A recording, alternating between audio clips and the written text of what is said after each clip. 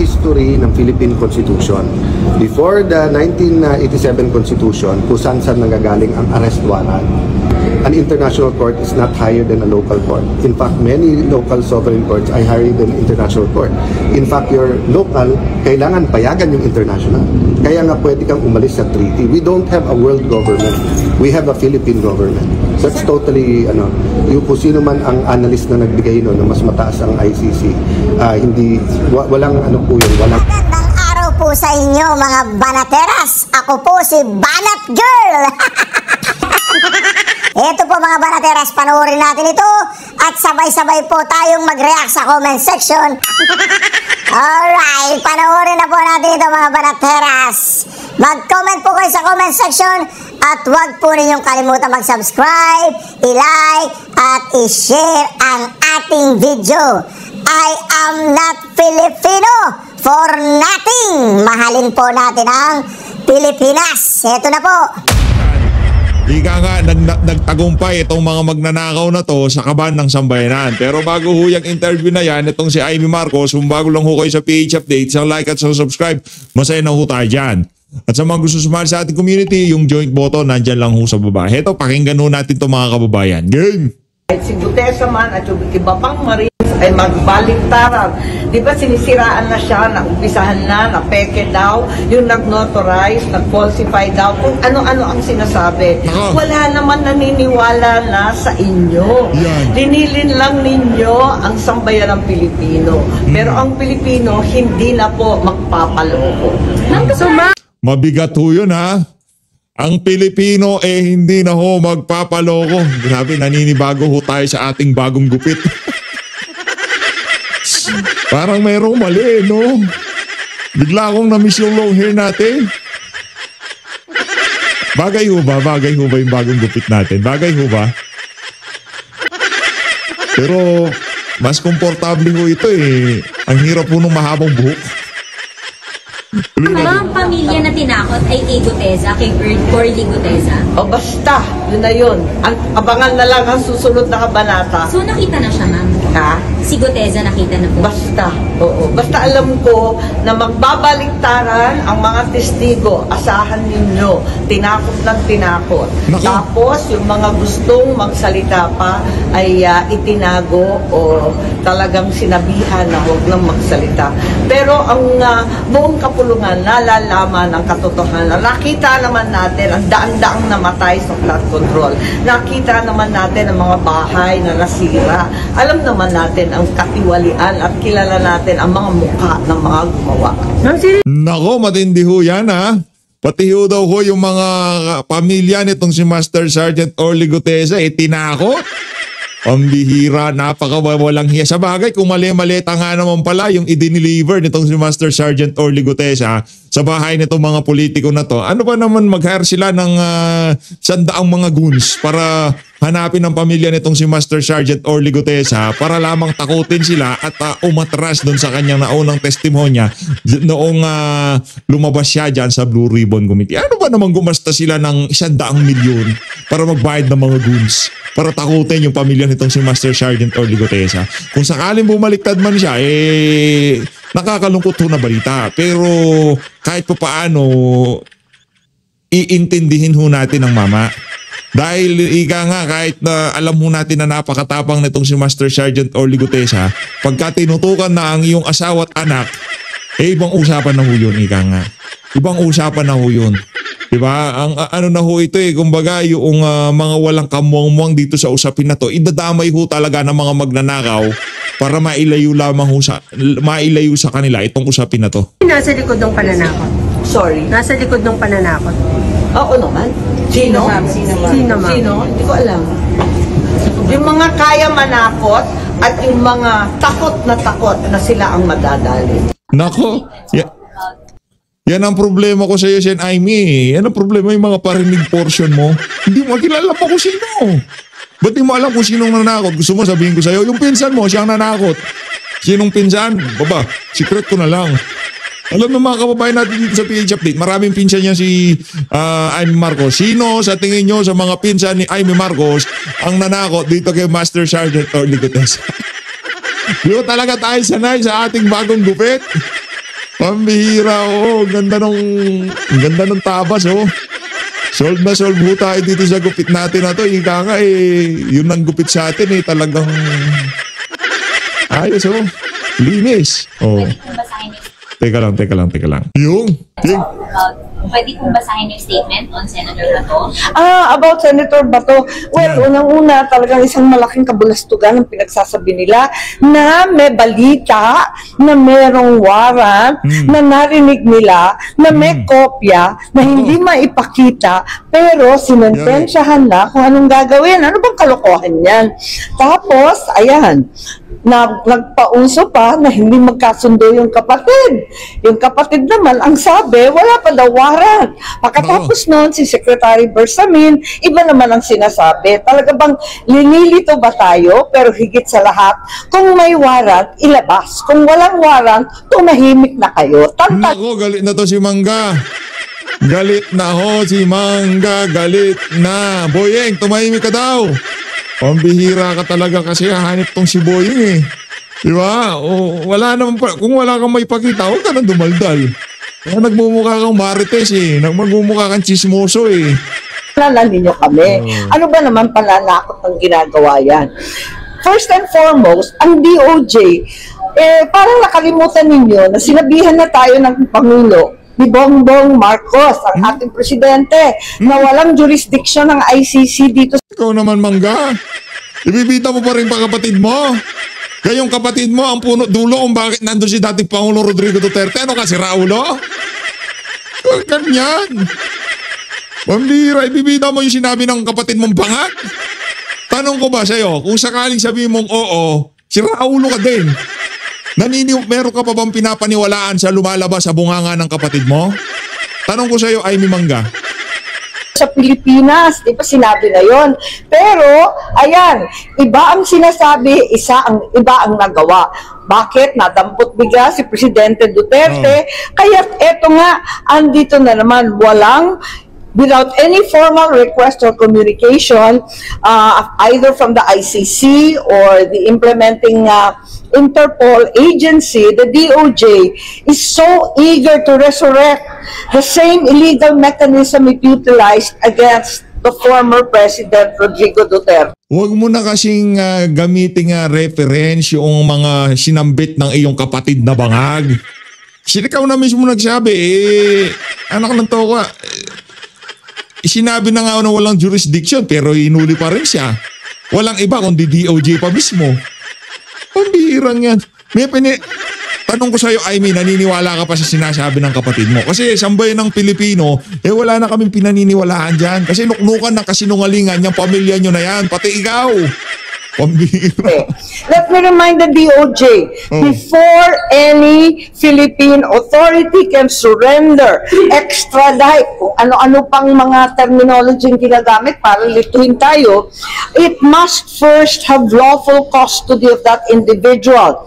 Section 17 of RA 9851, the oft-cited law of the Ombudsman, na hindi ko maintindihan kung bakit yung Ombudsman na ngayon na nakikialam sa mga extradition, merely authorizes the surrender of a person in custody. It does not grant authority to arrest any person na wala namang warrant.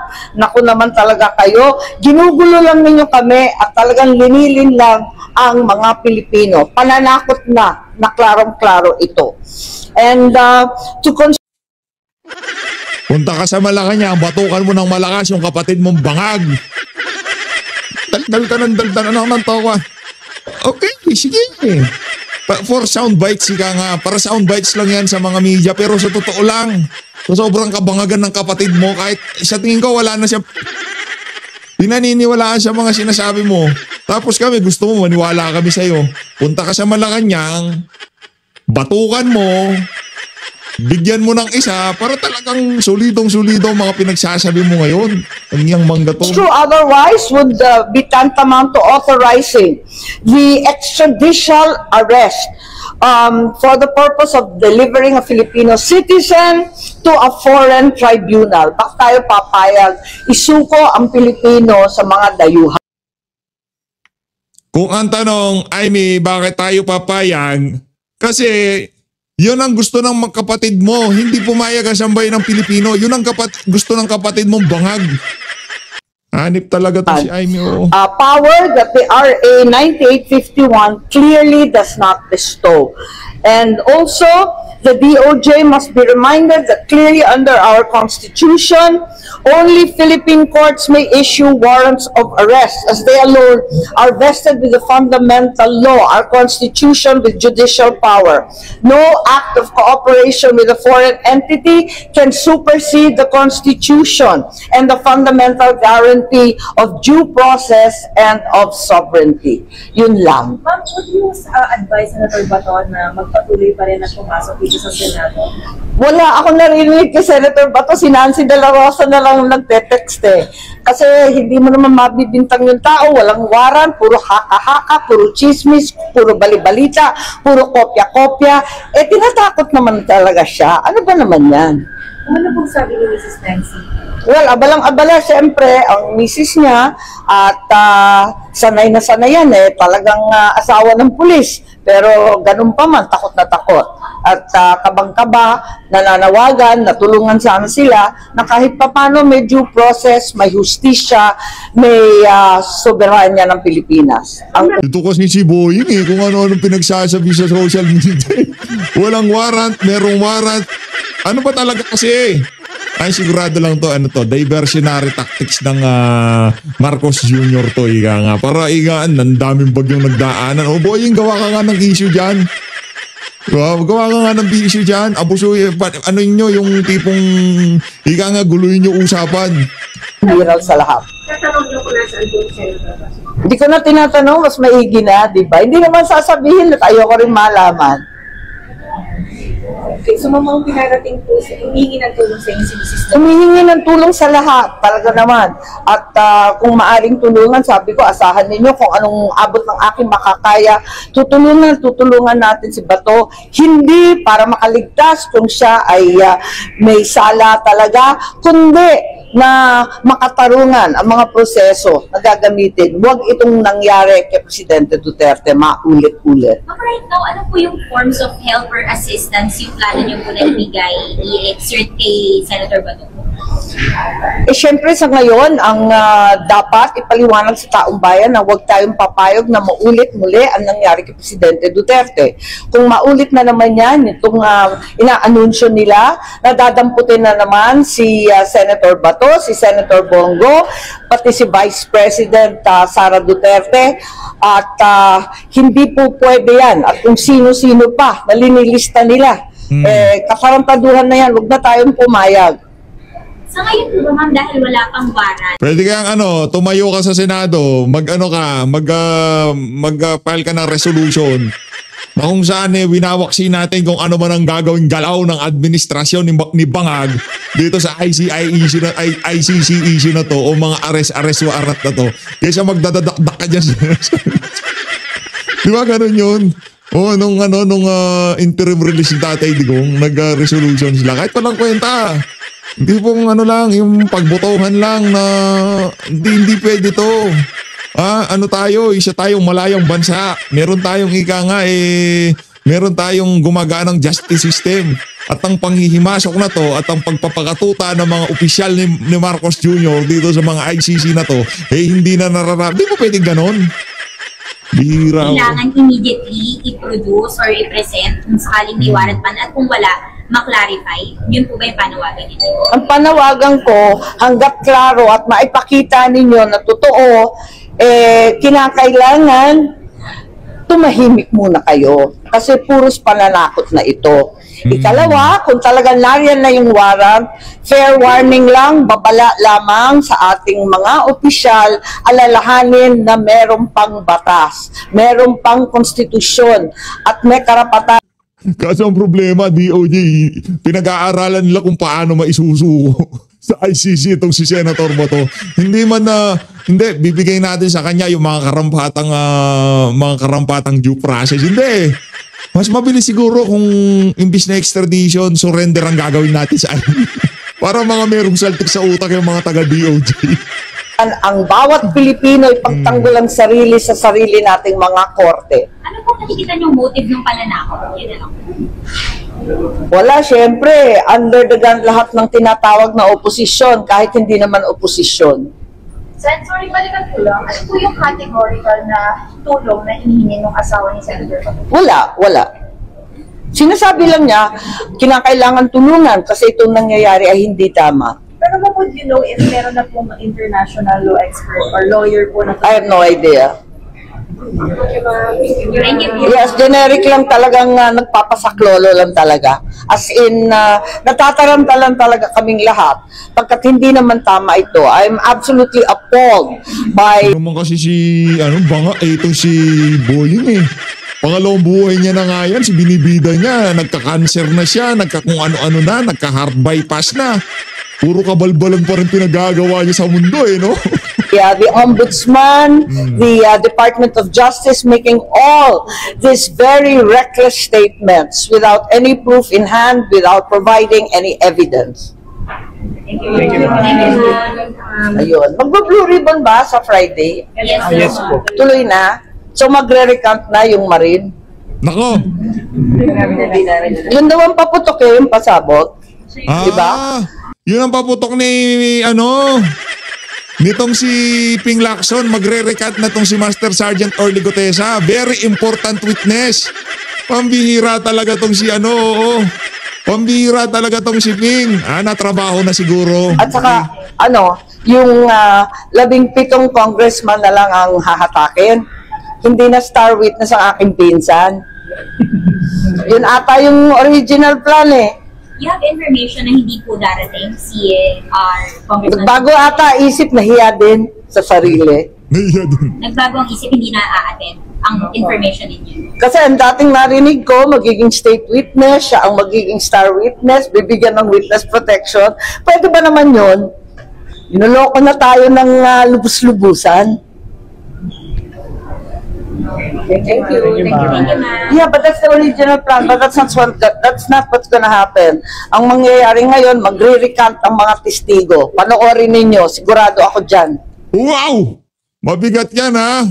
Nako, Ping Lacson, walang hiya kayo. Anong ginawa nyo? Anong ginawa nyo sa mga witness? Kayong mga senador, okay lang kayo dyan na ganyan ang galawan. Hindi pa papapalitan yung mga walang yan. Pambihira. Star witness nitong si Ping Lacson, si Gutesa. Ang sasabihin ng star witness niya, babawiin niya lang yung mga sinabi niya nung unang pagharap niya dyan sa Senado. Anak ng Petrang Karamata. Ibang klase, di ba? Ganyan ho tayo kung ano na ho ito. Pasensya na sa salita. Gaguhan na ho ito mga kababayan. Pasensya na ho ha. Pero iyang na mangyayari na yan, kung sakaling matuloy man yan ho talaga. Pambihira ho. Isa-isa yan na biglang babaliktad dahil premature, tinakot ang pamilya at halos tinutukan ang asawa at anak. Oh my goodness. Matindi ho yun. Tinutukan ng asawa at anak. My goodness. Mabibigat tong mga revelasyon nitong si Mangga. Kala ko wala siyang bibitawan, meron pala siyang bitaw dito sa video na to. Pero hindi mo ba kayo magpe-privilege speech? Mas okay yan, mas solido yan kung meron kasamang privilege speech. Mga witness sa flood control scandal, tinatakot ng mga nasasagasaan, pati mga anak at asawa.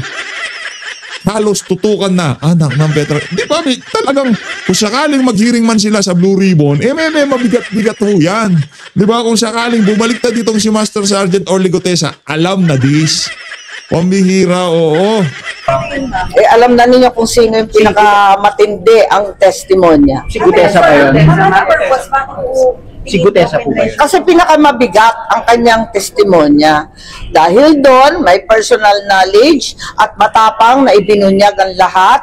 Talaga naman, tinakot ng todo-todo ang mga pobreng testigo. Hindi tama itong gawain nila. Si Gutesa lang ba? Or hindi ka ba dyan, dadalo sa rally? Ganyan na lang ba? Sino bang may dyan? Merong pakana ng lahat ng kabalbalan na yan. Tanungan kita, huwag mo sabihin pinsan mo lang, anak ng toko. Sorry. Huwag ka nang magsalita ng ganyan kung sasabihin mo, pinsan mo lang.